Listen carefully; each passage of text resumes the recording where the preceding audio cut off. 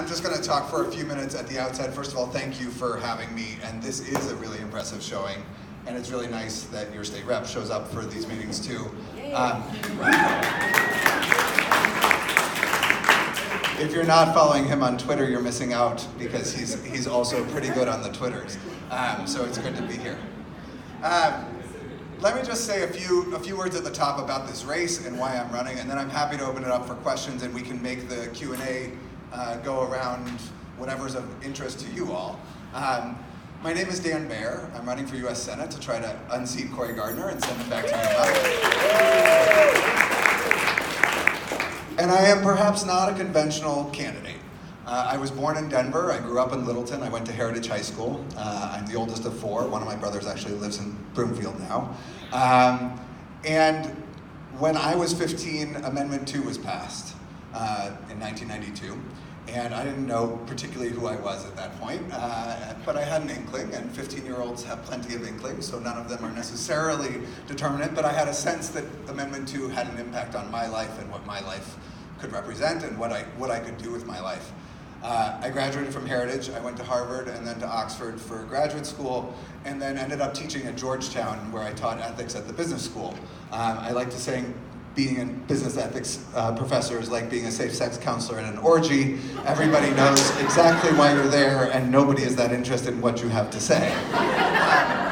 Which is not fair to my students, who are actually wonderful. But when the Obama administration started, I reached out, when Secretary Clinton was appointed as Secretary of State, I reached out and raised my hand because I was interested in working on human rights issues around the world. And I was hired as a Deputy Assistant Secretary of State for Democracy, Human Rights, and Labor, and spent the first 4 years of the Obama administration working in the State Department, and then was appointed as the U.S. Ambassador to the OSCE, which is a kind of mini UN, a regional security organization that is headquartered in Vienna, where my husband and I lived for 3.5 years.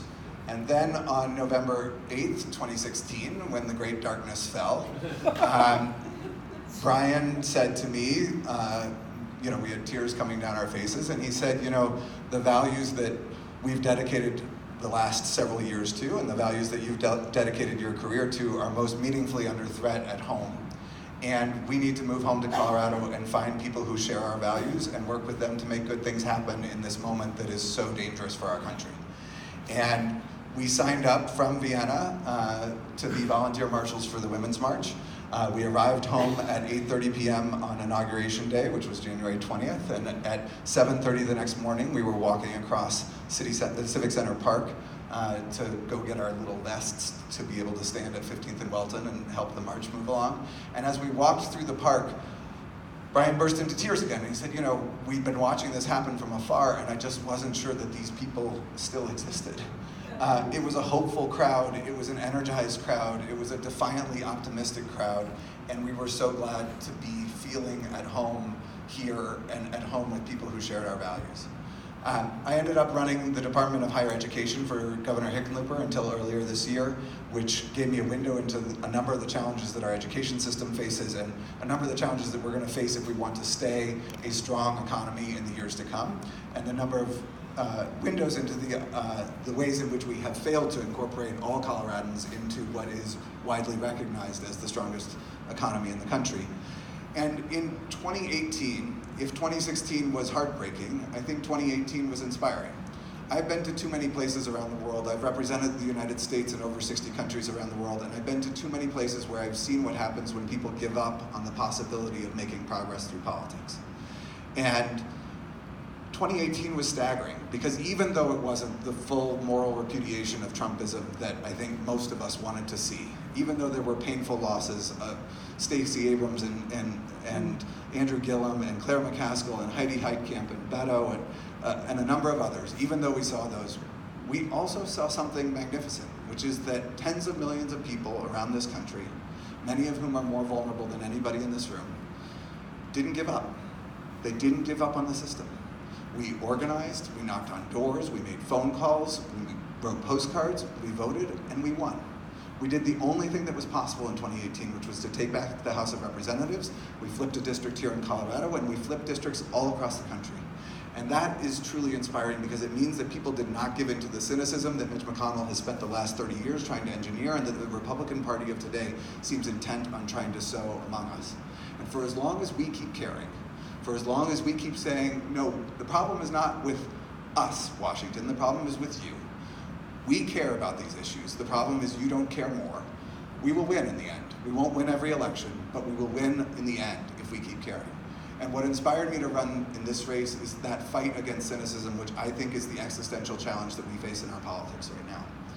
And for a kid from Colorado who was 15 when Amendment 2 passed, who was 18 when he graduated from high school and it was still illegal to have a security clearance in the United States government, and 15 years after that I was a Deputy Assistant Secretary of State with a top secret security clearance, and 3 years after that I was the youngest US ambassador in the world with my husband by my side.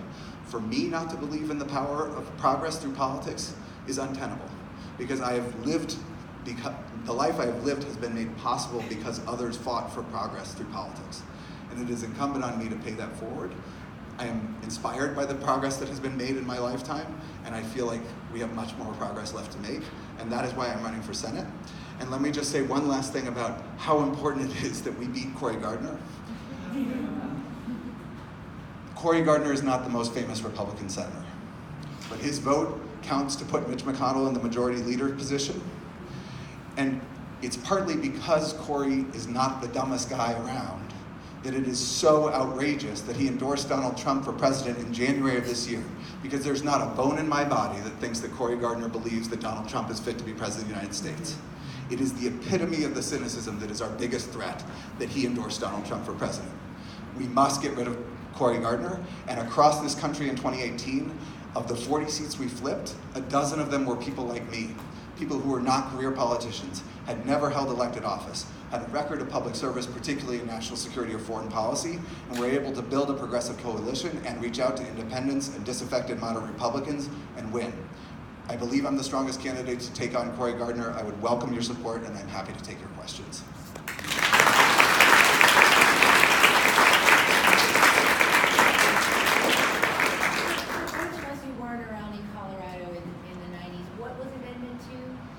Amendment 2 was an amendment to the Colorado State Constitution, passed the same year as Tabor, where Coloradans, by popular vote, voted to add to the Constitution a provision that made it illegal for local and municipal governments to institute civil rights protections for LGBT people. It was a double whammy. It's one thing if the legislature passes a law with an anti-gay effect, but the fact that all of the people in the community that I grew up in, a majority of them decided that my rights shouldn't be protected was two punches in the face. And I've met other people who grew up here and who left for good because they said this state isn't welcoming for me. And I consider it a real gift to feel so at home here now as an adult when I had so much fear as a kid. Yes? Your resume is very impressive, Ambassador, but your name recognition is not the same as some of your competitors who have been in elected office. How do you plan, what is your strategy to become great, to have higher visibility and for people to really come to know you during the campaign? Great question. The election is 18 months away. And one of the features of being somebody who isn't a career politician means that I haven't been running for office my whole life, and so I have to get out there and meet people at meetings like this. I have to show that I can raise the resources in order to mount a competitive and professional campaign to beat Cory Gardner, which is something that everybody in this race is going to have to show. And on Monday, I'm proud to say that my campaign will report raising $1.35 million in our first quarter, which we have to remember, Cory Gardner was the chair of the NRSC, the National Republican Senatorial Committee, the last cycle. He's going to have more money than God to run in this election. He's not an empty shirt. He's a smart guy, but he's got to go. And we need a candidate who can appeal to people who want a fresh voice in Washington, who's going to be able to raise the resources to run a professional campaign, and who'll be ready to serve on day one. And I believe that I am that candidate, and I will build my name recognition over time, and I will have the resources in order to communicate with voters when the time comes for them to make the decision about who to vote for. Thank you. Yep. Is Obama supporting you? I'm confident that when the time comes, the answer is Barack Obama is not getting involved in 2020 races at this point, and I assume that what he's doing is planning to get engaged at a later date, and particularly, obviously, in the presidential election, because he will have such a powerful voice there. I am proud that I have the support of over 25 U.S. ambassadors who worked in the Obama administration, who saw me in action taking on the Russians week after week. I'm proud that a number of people who worked for Barack Obama with me who have seen my professional competence are supporting me in this race. And I'm proud, frankly, that a number of the people that I worked with in education in this state and people that I've met even in the last few months are supporting me in this race, because I think it's going to take a grassroots coalition in order to really deliver the votes to beat Cory Gardner, and showing that you can muster grassroots excitement and support is going to be critical to our candidate driving across the finish line. Cory is really strong in the western slope, Grand Junction, Rifle, and really deep red. What are you going to be doing to get those messages to that group of people? What's going to be your primary efforts? So, oftentimes people ask a question like that because they want to see how the strategy works in terms of counting up votes. And to me, that's important even more so, and maybe to you, and maybe that's why you ask it, because I'm seeking to serve my entire home state. And I want to represent my entire home state, even those who don't vote for me. And I spent 3.5 years representing all 330 million Americans, even those who didn't vote for the president who appointed me and put me there, and doing that faithfully. I started my first campaign event, my first campaign stop was in Yuma, Colorado. I went to a farm in Yuma. I spent a day with the guy who owns the farm, spent time in the tractor, riding in the tractor with his son during planting season. And that was the first of several stops I've done around the state in what I've called a Colorado at Work tour. Instead of doing events where I give a big speech and that kind of thing, I decided I wanted to start by listening and learning from Coloradans in different parts of the state, including those parts of the state that aren't traditionally blue, and understanding the challenges they face. It was important to me to sit down with that farmer and understand how tariffs are changing the way that they organize their business, how climate change is changing whether they plant 118-day corn or 112-day corn. It was really interesting to ride in the tractor with his son, because I took a year off before I went to college. I worked on a cattle ranch. I drove tractors then. The tractor I drove had an open cab, 3 gears, and you had to be careful not to tip over on anthills. This tractor was a $500,000 piece of equipment with 4 computer screens. It drives itself with sub-half-inch GPS. And I turned to him and I said, after we had gone several rows, and it's as quiet inside as a luxury automobile. And I turned to him after we had gone several rows and I said, what do you do out here all day? I mean, you don't actually have to drive the tractor. And he said, I listen to podcasts like about economic policy. People in Denver don't think the farmers in Yuma are listening to podcasts about economic policy. We make assumptions about our fellow Coloradans that we need to check. And I think one of the things that was important to me about this tour I did around the state, and I worked in a kitchen of a restaurant in Durango for a half day, prepping the lunch service in a food prep line with other prep cooks. I shadowed a teacher in Grand Junction for a day, did recess duty with her, and learned about the lockdown drills she does with eight-year-olds. I worked in a small factory that builds camping trailers in Grand Junction and put doors on the back of camping trailers. These were really important experiences to listen and learn about the challenges that fellow Coloradans are facing in their lives. And if I don't spend the time listening and learning, I won't be able to represent their voices in Washington as effectively as I ought to. And I'm committed to continuing to reach out to rural Colorado, even those who don't want to vote for me, to understand the challenges they face in their lives so that I can make sure that I can make their lives better when I get to Washington.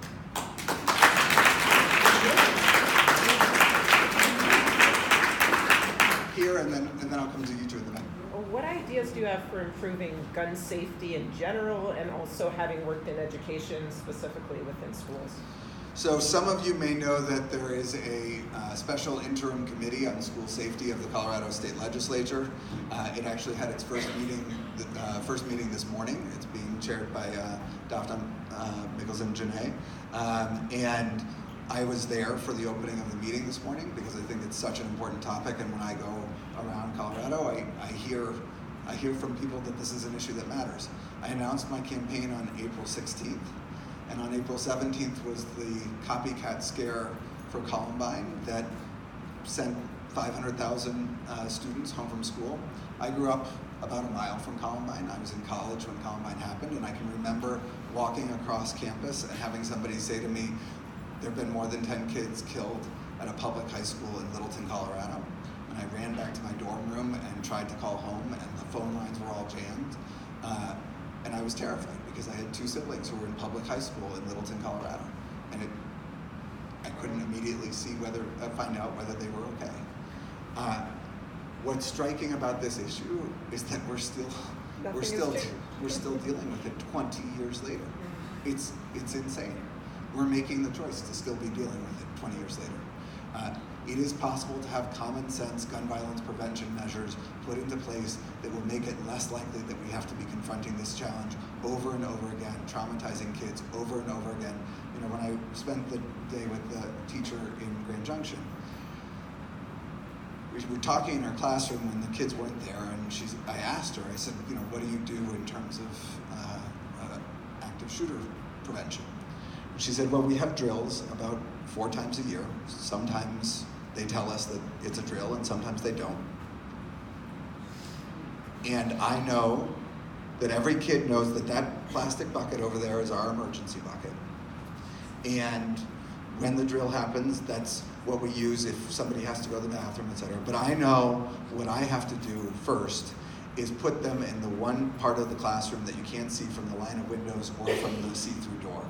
She said, do you know where it is? And I said, oh, it must be that corner. And she said, no, because you can see that from the window. It's actually halfway down that wall there.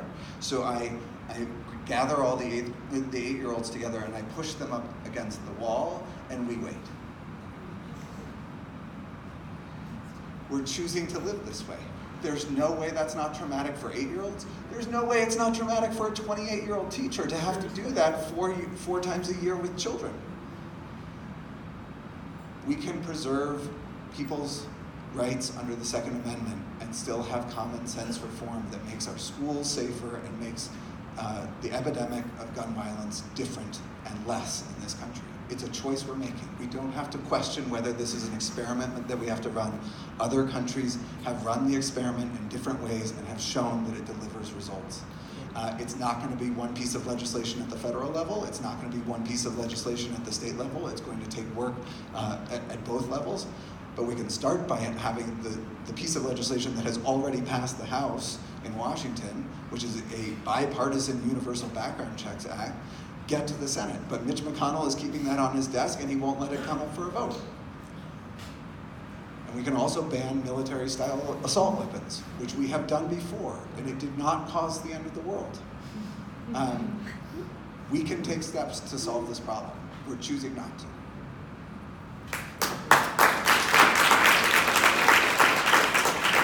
Let me go there, and then there. Thank you. Thank you for being here earlier. We really appreciate it. In my opinion, I think you have a lot of experience with foreign policy. That's plus for me. So my question to you is, there's 9+ Democratic candidates running for Senate right now in 2020. What really makes you stand out in this large field of candidates besides foreign policy? Well, I think it's more than foreign policy. First of all, we need somebody who can beat Cory Gardner, and I think I fit the profile of Democrats who are winning not only in Colorado, but around the country, and I think that should matter. I think we are seeing that people who have a background in public policy, public service, but aren't career politicians are appealing to people across the political spectrum, partly because people recognize that something needs to change in our politics, and if we keep sending the same people to Washington, we're going to get the same results. And so people like Jason Crow, like Alyssa Slotkin in Michigan, like Tom Malinowski, who was my colleague at the State Department and who flipped a seat in New Jersey, like Abigail Spanberger in Virginia, like Chrissy Houlihan in Pennsylvania, and I could go on. Those people are people who started with low name recognition because they hadn't spent their life in politics, but who who were able to run in districts and offer a commitment to public service and expertise and the ability to serve on day one, and who were able to run professional, well-resourced campaigns and beat Republicans. And so I think the fact that I have a unique profile, I've never lost a statewide race, which I understand is easy to say when you haven't run one, but it's still true. And I've already demonstrated that I'm going to be able to raise the resources to run the kind of campaign that we're going to need to beat Cory Gardner. So I don't actually think there's anybody in this race who has the profile that and the resources that I bring to the table. Yeah. So I've been reading that the NRA is imploding, hopefully. And what effect do you think it might have on raising money or something? What do you think's going to happen? Could you repeat the question? Sure. The question was that the NRA appears to be imploding, and for those of you who have been following, there are serious financial mismanagement questions, as well as questions about where their money is coming from, including foreign money, which came out 18 months ago or so. Obviously, Cory Gardner has received $3.8 million from the NRA. He is bought and paid for by the NRA. I think that the collapse of the NRA will be perhaps one of the best instances of karma, because the NRA has actually departed from what the NRA was originally intended to do. It's too bad. The NRA did not start out as being an organization that was devoted to political extremes. It started out as being an organization of sports people, and that was in some significant measure devoted to gun safety. And it lost its way in the world, and it became this force for a political extreme instead. I will say that I think as important and more important than the implosion of the NRA is the rise of ordinary citizens who are saying enough. Moms Demand Action and other groups like Moms Demand have changed the political context in this country. And when I travel the country and people say, well, how are you going to say you're in favor of gun safety and gun violence prevention measures in a state like Colorado? It's a gun state. I say, yeah, it is a gun state. There's plenty of sports people. But Moms Demand and others have changed the political landscape on the ground. And when we see change in Washington, when we see change in the State House, as we saw this last session, that is only in part thanks to the legislators. It is thanks mostly to the courage of citizens who got engaged and who got their neighbors engaged and who knock on doors and help those legislators win and help those legislators know that they can pass common sense gun reform and still win the next time. It's thanks to them.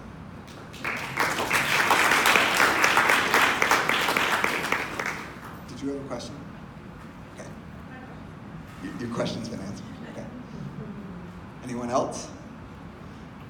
Yes? So you probably know Broomfield is pretty heavily inundated with oil and gas wells. What is your plan on fossil fuels, climate change, everything? So I think for issues, obviously a lot of these issues are local issues, as we started the meeting off, in terms of governance, and some of them are state issues, as we saw in the legislative session that just ended a couple months ago. My husband is a climate economist for the World Bank. He studies how to protect poor people from climate-related natural disasters. So we talk about climate change at the dinner table. There's no question that we have to transform our economy to be a clean, renewable economy in the next decades. And when people ask me what issues I care most about and will lead with in Washington, the first one I say is money in politics, because the corruption and the corrosive effect of corporate money in politics stops us from getting anything else done on the other issues that matter. And the second is climate change, because if we don't solve climate change, nothing else does matter. Mm-hmm. We have to take it on. There has to be serious action. This is another case where there's going to be no silver bullet piece of legislation. It's going to require a long-term plan that is serious, that has timelines, that has specified investment, including investment that looks out for the economic consequences on jobs for people, including those who work in oil and gas today, and that has set goals that we are going to achieve at those milestones along the way. And that's going to be a negotiated, it's not going to be one person who shows up in Washington and says, this is our plan. It's going to be a negotiation, but we need to send people to Washington who are ready to lead on that negotiation and understand that it also has an international dimension as well.